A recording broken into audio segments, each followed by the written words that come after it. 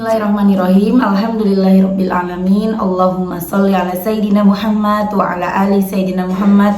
Assalamualaikum warahmatullahi wabarakatuh. Halo teman-teman, apa kabar? Mudah-mudahan teman-teman selalu dalam lindungan Allah Subhanahu wa taala. Amin ya rabbal alamin. Alhamdulillah, kali ini aku akan sharing pengalaman sholawat dari Mbak Ulan di Karawang. Tapi sebelumnya teman-teman, buat yang belum subscribe, di subscribe dulu ya, supaya aku makin semangat lagi bikin videonya. Dan buat teman-teman yang punya testimoni sholawat, silahkan kirimkan testimoni kalian ke WhatsApp aku. Nomornya ada di deskripsi box. Untuk teman-teman yang mau tanya-tanya, teman-teman bisa email aku dan insya Allah nanti akan aku jawab, atau aku jawab dalam bentuk video. Tapi tenang aja, kalau misalnya curhat itu nanti aku samarkan namanya ya, nggak aku sebutkan. Nah kemudian teman-teman, buat teman-teman yang punya Instagram, silahkan di follow Instagram aku, Meliza Arnelia. Kalau menurut teman-teman video ini bermanfaat, di-share sebanyak-banyaknya ya. Semoga bisa menjadi amal jariah buat kita semua. Amin ya rabbal alamin. Langsung aja akan aku baca. Kak, saya mau share pengalaman pribadi saya tentang sholawat. Teman-teman, di sini saya cuma mau share aja pengalaman pribadi saya. Semoga bisa menjadi ladang pahala jariah untuk saya dan bermanfaat buat teman-teman semua. Ini tentang dahsyatnya sholawat dan keajaiban sholawat.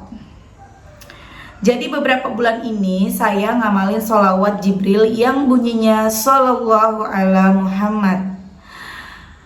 Biasanya saya ngamalin ini minimal 1000 kali per hari. Jika lebih banyak lagi itu lebih bagus. Saya baru bisa per hari paling sampai 10.000.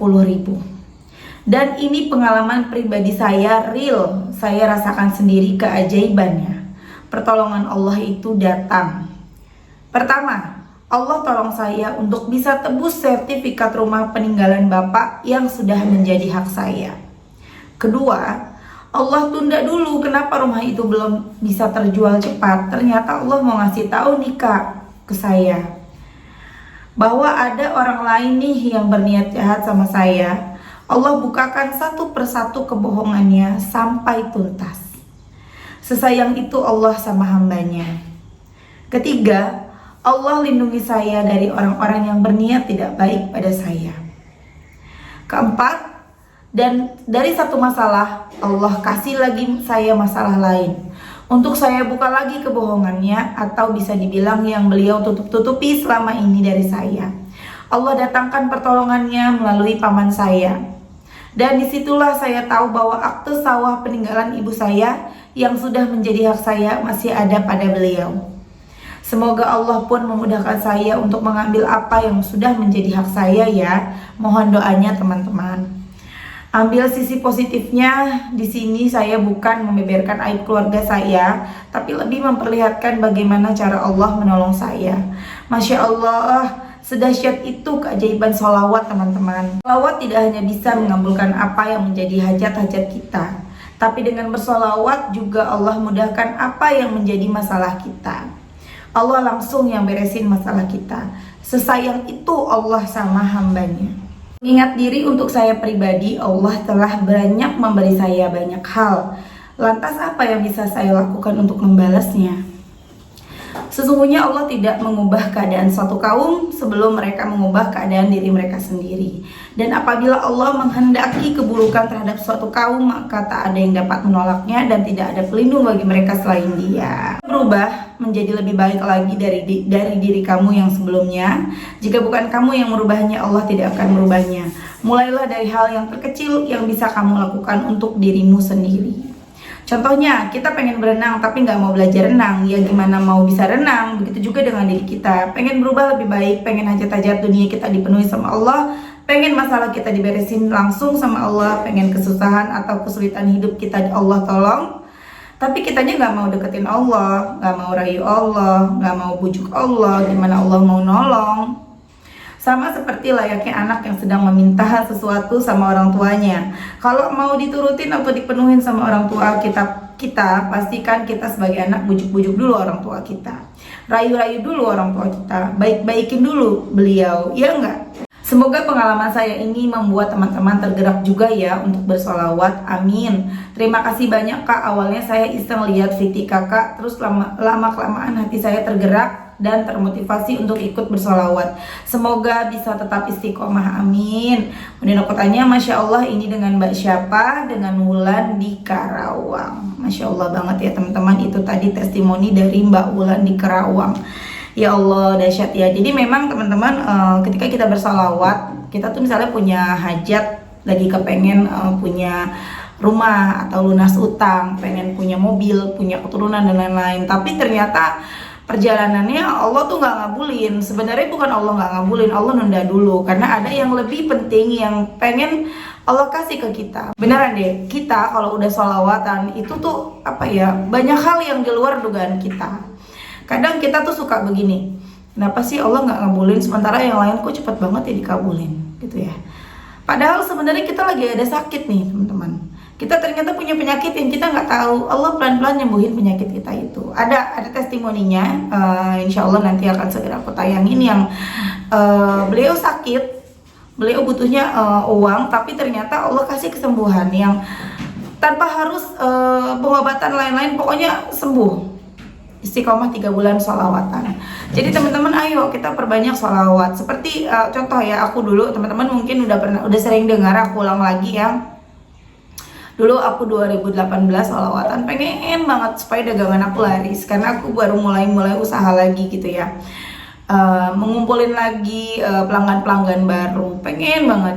Ternyata sama Allah nggak dikasih tuh. Jadi bukan berarti Allah nggak ngabulin doaku, Allah lebih tahu ada sesuatu.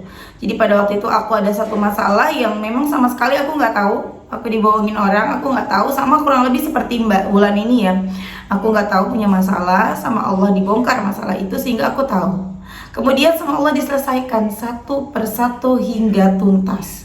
Itulah teman-teman. Jadi kita jangan apa-apa tuh langsung berprasangka buruk sama Allah. Makanya aku selalu ngingetin, yakin, istiqomah, pasrah, berprasangka baik sama Allah. Yang kelima, ngaca, yakin Allah pasti nolong. Gimana caranya biar yakin? Banyakin sholawat.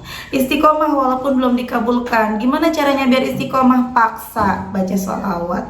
Yang ketiga, kita pasrah sama Allah. Gimana sih biar pasrah? Pasrah itu apa?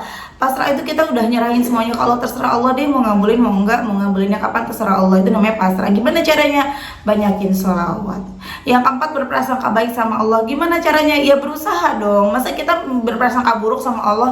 Jadi ya sama seperti istiqomah, paksa diri untuk berprasangka baik gitu. Apapun yang terjadi dalam hidup kita, mikirnya baik terus sama Allah. Sekarang gini, kalau kita mikirnya buruk, Allah tuh bisa ngelakuin apa aja loh buat kita. Dan selalu ingat, Allah itu mengikuti prasangka hambanya. Ketika kita berprasangka buruk, ya itulah yang terjadi. Ketika kita prasangkanya baik, itulah yang terjadi. Kemudian yang terakhir, ngaca. Ketika semua udah kita lakuin ya, kita udah yakin, kita udah istiqomah, kita udah pasrah, kita udah berprasangka baik, tapi belum juga dikabulkan doa kita. Yang kelima adalah kita ngaca. Kira-kira udah pantas belum sih Allah ngabulin doa kita? Apa yang kita lakukan sehingga Allah tuh merasa, sehingga menurut Allah itu kita tuh pantas ngedapetin apa yang kita mau. Jadi kita ngaca lagi, apa nih yang kurang dari diri kita? Sholatnya gimana? Udah tepat waktu belum? Udah benar belum sholatnya gitu ya. Jadi kadang ada yang sholat memang tepat waktu, tapi sholatnya buru-buru ya. Jadi sholatnya jangan buru-buru gitu ya. Sholat itu kita kan lagi menghadap kepada Allah ya, benar-benar. Jadi ya, kadang ada orang kalau ruku aja subhanallah ya kan, itu kan gak jelas ya teman. Jadi subhana rabbiyal azimi wa bihamdi, subhana rabbiyal azimi wa bihamdi, subhana rabbiyal azimi wa bihamdi. Diam dulu, sami Allahu liman hamidah. Diam lagi, Rabbana lakal hamdu mil'us samawati wa mil'ul ardi wa mil'u ma syi'ta min syai'in ba'du. Diam lagi, Allahu akbar, subhana rabbiyal a'la wa bihamdi, subhana rabbiyal a'la wa bihamdi, subhana rabbiyal a'la wa bihamdi. Jadi kita tuh benar-benar meresapi kayak lagi ngobrol sama Allah. Dan bahkan setiap bacaan yang kita baca itu kita lebih baik lagi kalau kita hafal artinya. Jadi sambil baca, sambil ingat semua yang ada di kalimat itu. Misalnya kayak bacaan Al-Fatihah, bacaan ketika Rabbik firli wali walidayya warhamhuma gitu ya. Aku hafal, tapi aku bingungnya gini. Aku hafal ketika aku ucapkan dalam sholat. kayak Robbi firli ya Allah ampuni dosaku gitu ya. Tapi kalau ketika aku jelasin aku malah nggak hafal tuh artinya. Pokoknya gitu, jadi setiap dalam kita sholat, bacaan sholat kalau bisa kita hafal. Caranya gimana biar hafal? Ingat, cara menghafal nggak perlu dihafal, tapi dibaca berulang-ulang nanti hafal. Jadi kalau misalnya teman-teman pengen hafal artinya surat Al-Fatihah, teman-teman buka aja surat Al-Fatihah ya kan ada artinya tuh, baca aja. Oh, nanti lama-lama hafal dengan sendirinya, dan seterusnya dengan bacaan-bacaan yang lainnya. Oke teman-teman, mudah-mudahan bermanfaat dan bisa jadi motivasi buat teman-teman semuanya. Semangat selalu. Ketika doa kalian belum dikabulkan, yakin sama Allah, yakin dengan pertolongan Allah. Mohon maaf jika ada chat dari teman-teman yang belum aku balas, karena memang chat itu numpuk banget, dan khusus untuk testimoni aku utamakan. Kalau teman-teman mau cerita, mau tanya, teman-teman bisa email aja atau DM aja, atau teman-teman bisa komen, nanti aku jawab ya. Terima kasih semuanya. Assalamualaikum warahmatullahi wabarakatuh.